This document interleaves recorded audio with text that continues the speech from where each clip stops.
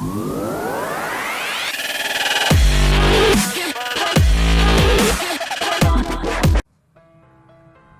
బ్రహ్మానందం గురించి తెలియని వారు ఉండరు. హాస్యానికి కేర్ ఆఫ్ అడ్రస్ గా ఉన్న బ్రహ్మానందాన్ని చూస్తే నవ్వు ఆగని సందర్భాలెన్నో. ఎంతో మందికి stress relief, time pass Brahmi comedy.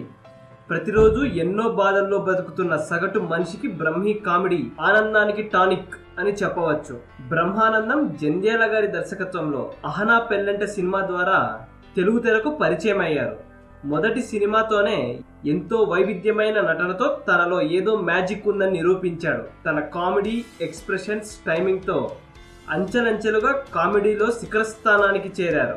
ఇప్పటి వరకు బ్రతికున్న నటులలో ప్రపంచంలోనే అత్యధిక సినిమాలలో నటించిన వ్యక్తిగా గిన్నిస్ వరల్డ్ రికార్డ్ తన పేరిట ఉంది. 1000కి పైగా సినిమాల్లో నటించారు. డైరెక్టర్లు డేట్స్ కోసం క్యూలు కట్టేవారు. అలాంటి బ్రహ్మానందం ఈ మధ్య సినిమాల్లో కనపడడం తగ్గింది. మరి ఆయన సినిమాల్లో కనపడకపోవడానికి కారణాలు ఏంటో ఒకసారి చూద్దాం. ఆయన కామెడీ రొటీన్ అయిపోయిందని, రొటీన్గా నటిస్తున్నారని, ప్రేక్షకులు బోర్ ఫీల్ అవుతున్నారని చిత్రవర్గాల్లో ఎక్కువగా వినపడే మాట. ఇక చిత్ర పరిశ్రమలోకి ఈ మధ్య కొత్త హాస్య నటులు పృథ్వీ, పోసాని, సప్తగిరి, వెన్నెల కిషోర్ ఇలా చాలా మంది నటులు వైవిధ్యమైన హాస్యంతో ప్రేక్షకులని అలరిస్తుండటంతో దర్శకులు కూడా కొత్తదనం వైపు మొగ్గు చూపుతున్నారు అనే టాక్ వినపడుతోంది.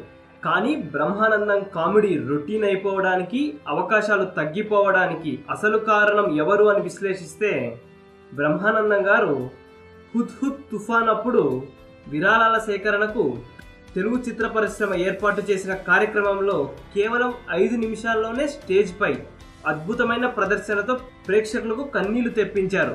ఇది ఆయన నటనకు గాను ఒక మచ్చు తునక మాత్రమే. ఆయన హాస్యం వల్లనే హిట్ అయిన సినిమాలు ఎన్నో ఉన్నాయి.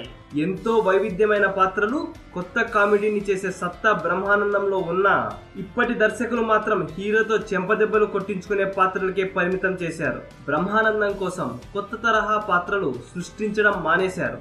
దీంతో బ్రహ్మీ కామెడీ రొటీన్ అనిపించింది జనాలకు.